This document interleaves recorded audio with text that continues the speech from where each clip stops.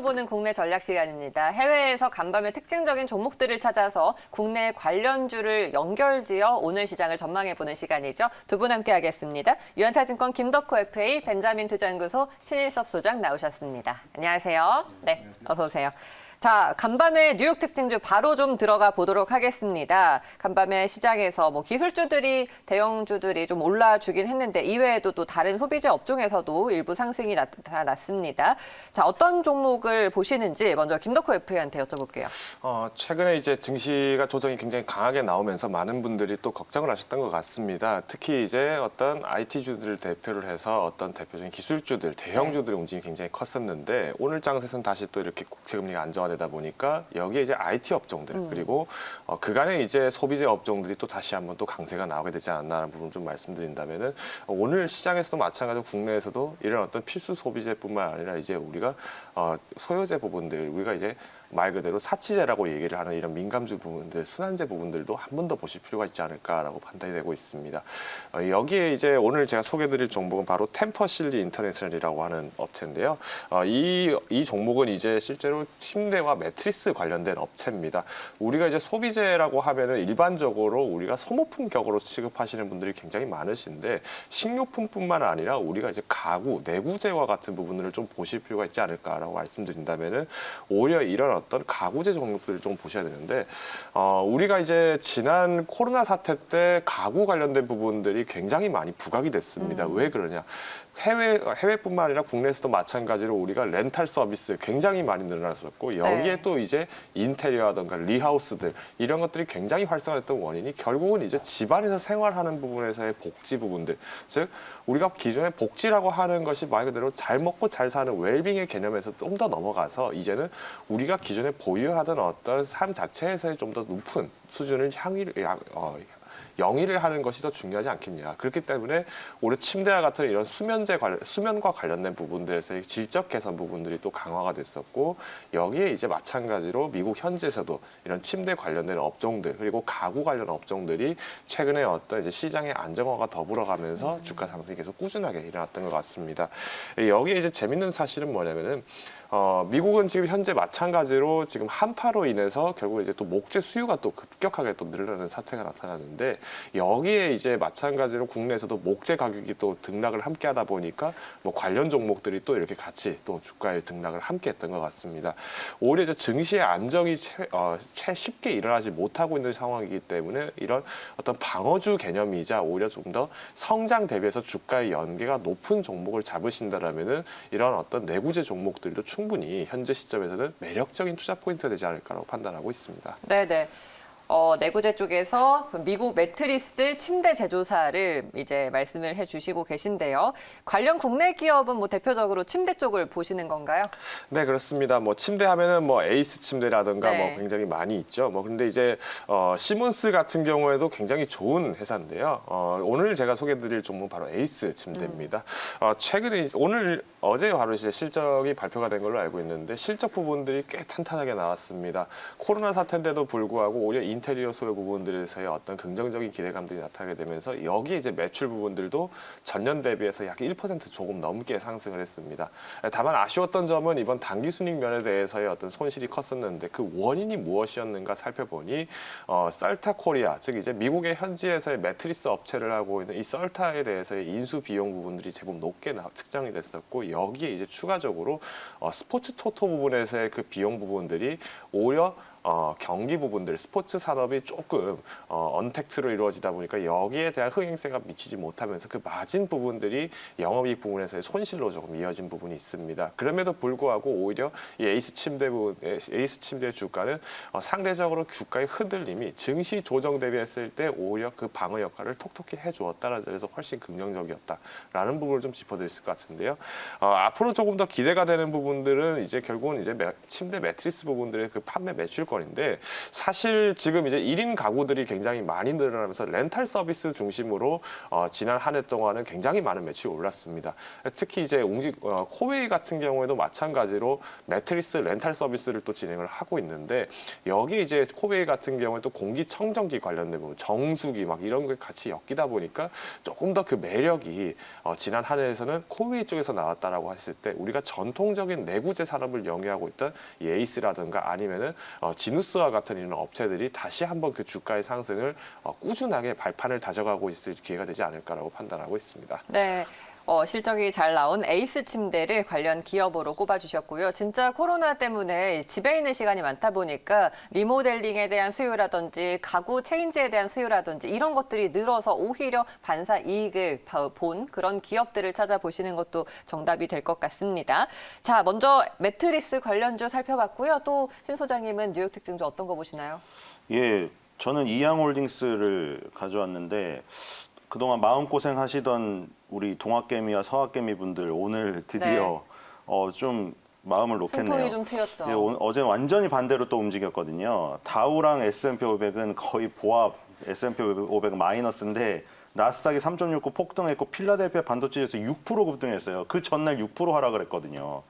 변동성 진짜 심하다는 생각이 들고 그리고 이양홀딩스 여러분들이 좋아하세요. 그 증권 정보 포털 세이브로를 들어가셔서 맨 위 상단에 증권 국제거래라고 있거든요. 국제거래 외화 증권 예탁 결제 들어가시면 해외 주식 투자 탑 50이 나와요. 거기서 테슬라가 단연 1위고요. 매수 금액이 너무 차이가 나요. 2위랑. 그리고 지금 10위에 이양홀딩스가 있어요. 그리고 5위에 게임스탑이 있어요. 그러니까 우리나라 투자자분들 이런 거 좋아하세요. 테슬라, 게임스탑, 이양홀딩스 이런 거 좋아하시거든요. 어제 테슬라가 몇 프로 급등했나요? 엄청나게 19.64% 급등했고 지금 제가 가져온 이양홀딩스가 이 없잖아요. 상한가가 없잖아요. 31.07% 급등을 했어요. 근데 이게 미국은 뭐 여러 가지 예를 들어 우리나라의 대형 증권사를 경찰이라고 따진다면 탐정사무소 같은 리서치 회사들이 많아요. 그리고 공매도 전문 리서치 회사가 많이 있거든요. 근데 그중에 울프팩 리서치라는 회사가 이항 망할 운명이었던 주식 폭등이라는 33쪽짜리 보고서를 냈잖아요. 거기서 이제 이항이 했던 계약이 다 가짜다. 이항이 무슨 회사냐면 그때 서울시가 한강에서 국토교통부랑 드론 택시에다가 새 가마니를 묻고 한강을 날아갔잖아요. 그래서 대대적으로 발표가 됐잖아요. 우리도 이제 드론 택시가 날아간다. 근데 네티즌들이 딱 알아보니까 후속 보도를 보니까 그게 이항홀딩스라는 중국 기업의 드론 택시였고 서울시가 3억에서 4억을 주고 샀다. 그 얘기가 나오는 순간 댓글이 그냥 완전히 악화가 됐어요. 왜 서울시에서 그 시연을 하는데 왜 중국 기업을 갖다가 홍보를 하냐. 알고 봤더니 우리나라는 아직 그게 제대로 지금 시연할 만큼 개발이 안 돼가지고 급해가지고 그랬다. 그 해명이 더 공분을 하게 만들었거든요. 근데 울프백 리서치가 조사를 했더니 그 계약을 맺은 회사랑 가봤더니 쿤샹이라는 회사에 가봤더니 사진에 있던 게 아무것도 없고 다 가짜였다. 그래서 폭락을 했어요. 그래서 아까 보시면 이양홀딩스가 우리 서학개미가 사랑하는 10위 안에 들어있잖아요. 그래서 피해를 엄청나게 봤거든요. 이게 129달러를 갖다가 어디까지 40달러까지 떨어 3분의 1 토막이 났어요. 그래서 그런데 이양홀딩스에서 반박자를 내놨지만 아직까지는 그 부분을 회복하지 못하는 상황. 우리나라 그 투자자분들은 급변동성을 좋아하시는 것 같아요. 그래서 어쨌든 간에 이양홀딩스가 예전에 저는 10여 년 전에 그 사태를 약간 떠올리기도 해서 좀 그 겁이 나기도 하는데 10여 년 전에 우리 중국 상장 기업들 인기가 있었을 때 있었거든요. 네. 중국 원양자원, 중국 고선 막 그 여의도의 63 빌딩 빌려가지고 63층에서 막 투자자 설명회하고 막 이랬어요. 근데 알고 보니까 중국 원양자원도 사진에 나온 배를 찾아서 직접 갔더니 배가 없어요. 그 재무제표 나왔던 배가 하나도 없고 다 가짜였던 거예요. 결국 상장 폐지되고 다 중국 상장 기업들 다 망했잖아요. 근데 약간 그런 트라우마가 있으신 분들에게는 좀 그렇기도 한데 어쨌든 DR 형식으로 여기 상장되어 있거든요. 네. 예탁증서 형식으로.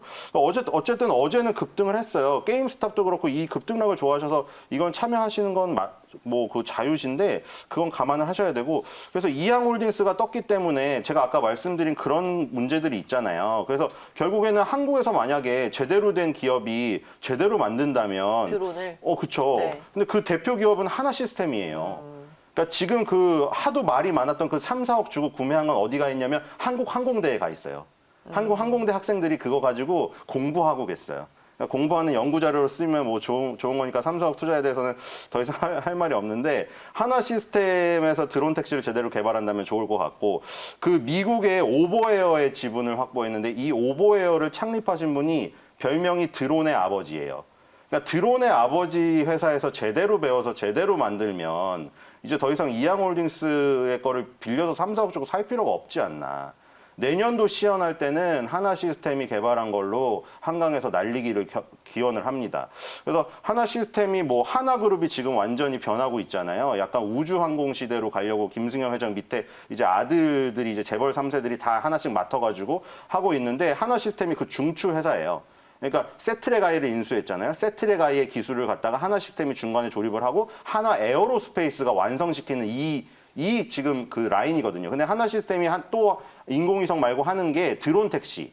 그리고 김포공항에서 이제 어떤 라인을 만들어서 그게 하늘도 길이 있잖아요. 하늘에 우리가 도로처럼 길은 없지만 이제 길을 만들어야 돼요. 막 아무렇게나 가면 안 되기 때문에 거기서 UAM이라고 불리는 도심 드론을 띄워가지고 쉽게 날아갈 수 있는 이제 김포공항에 도착해서 서울까지 드론 택시를 타고 집으로 갈 수 있는 이 시대가 열리기 위해서 하나 시스템의 기술력이 꼭 필요합니다. 그래서 이양홀딩스의 급등을 보고 이양홀딩스에 투자하는 것도 좋지만 급변동성이 너무 심하기 때문에 네. 그거를 갖다가 우리나라의 하나 시스템에 적용해서 좀 하는 게 좋을 것 같고 하나 시스템이 이번 달에 15% 정도 조정을 받아서 아주 좋은 위치에 와 있어요. 지금 지난달에 고가상으로 40%가 급등해서 이격이 좀 많이 벌어졌었거든요.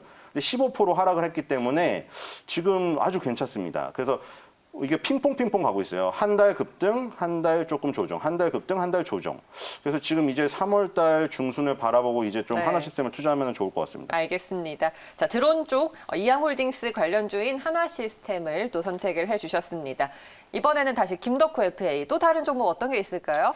아무래도 이제 최근에 코로나 백신의 접종이 계속 올라가면서 이제 컨택트주들에 대한 어떤 시장의 네. 흐름들이 굉장히 많아졌었는데 오늘 제가 또 한번 소개드릴 해외 종목은 또 언택트주입니다. 네, 액티비전 블리자드라고 하는 게임 회사인데요. 아마 많은 분들 아마 스타크래프트 하시면 바로 아실 네, 수 있는 알죠. 회사입니다. 근데 이제 이 회사를 제가 추천을 드리는 원인이 뭐냐면 오늘 이제 마찬가지로 이제 지금 다시 이제 상승 전환이 증시 장세를 통해서 상승을 했었는데 이 블리자드사에 있어서 가장 큰 이벤트가 또 이제 어떻게 보면 연간 이제 컨퍼런스가 또 있습니다. 이게 바로 이제 블리즈컨이라고 하는 마찬가지로 대규모 회의를 하게 되는데 이제 결국에 이제 많은 어떤 유저들, 그러니까 게임 유저들과 그리고 개발자들이 함께 모여서 여기서 콘테스트를 합니다. 그리고 여기에 이제 앞으로 어떤 게임들을 어떻게 만들어내겠다, 혹은 지금 영위하고 있는 어떤 사업이 어떤 방향으로 좀 진행되고 있다, 우리가 캐릭터 디자인을 어떻게 바꾸겠다, 이벤트 뭐 하겠다, 이런 걸 이제 얘기를 하는 시기가 지난 2월 중순에 있었습니다. 2월 20일에 있었습니다. 근데 이 2월 20일 날에 사실 이제 게임을 하는 플레이어들 입장에서는 당장에 듣고 싶은 얘기가 뭐냐, 지금 신작 나오는 거 개발자들이 와서 어디까지 됐고 바로 다이렉트로 얘기를 할 수 있는 그 체제가 되는 걸 가장 원했었는데 이번에 코로나 사태로 인해서 마찬가지로 언택트로 블리즈컨을 진행을 하게 됐고 여기에 이제 업체들도 마찬가지로 개발자들도 마찬가지로 재택근무를 하다 보니까 원래 30주년을 맞추어서 대규모 어떤 이벤트들을 할 예정이었습니다만은 이것들이 사실 지연이 됐습니다. 그러다 보니까 여기 실망감들이 나오면서 주가가 마찬가지로 하락을 했었고 증시가 보합을 보인 상태에서도 주가 하락을 했는데 증시 하락과 함께 추가 하락이 나오게 되면서 여기서 이제 게임주들도 동날아서 하락을 하지 않았었나. 그렇기 때문에 이런 블리자드 같은 업체들이 조금 더 최근 시장에서 다시 한번 볼 수 있는 기회가 말 그대로 주가 자체의 저평가를 보실 수 있다는 그 말씀을 드리겠는데 우선 이제 그 액티비전 블리자드가 이제 옛날에 이 블리즈컨에서 굉장히 큰 실수를 한 게 있었습니다. 우리가 지금 이제 게임 시장이라고 하면은 다들 모바일 시장을 다 언급을 하시는데 오히려 PC 게임에 대해서 전통적인 입장을 갖고 있었던 이 블리자드가 모바일 전용 플랫폼으로만 게임을 출시한 적이 있어요. 디아블로 이모탈이라고 하는 이 시리즈를 핸드폰 전용, 모바일 전용으로만 내어버리니까 주가가 엄청나게 빠져버렸습니다. 지금 보시면은 84달러짜리가 무려 39달러까지 쭉 빠져버렸어요. 그러니까 이 한마디 때문에 주가가 거의 한 달 동안 내리박살이 나는 이런 어떤 업체였다는 걸 봤을 때는 팬심 자극이 굉장히 중요하고 기존에 또 이런 팬심뿐만 아니라 그 자본력으로 버틸 수 있는 힘이 있는 게임 종목들이 오히려 앞으로의 그 먹거리를 차지할 가능성이 굉장히 크다라는 부분을 좀 말씀드리겠고요. 오늘 이제 마찬가지로 지금 최근에 이제 신작, 그러니까 오버워치 2라든가 아니면은 뭐 디아블로 레저렉션이라든가 이런 어떤 신규 게임과 관련된 부분들, 또 이제 리모델링과 관련된 부분들에서의 어떤 이 게임들이 나오기 때문에 여기서 이제 그 주가의 흐름들이 다시 이제 회복이 되지 않을까. 그렇기 때문에 오히려 지금은 또 가치제로서의 그 투자를 보시는 분들을 위해서라면 이런 게임 종목들도 꼭 보실 필요가 있다라는 점 말씀드리겠습니다. 네.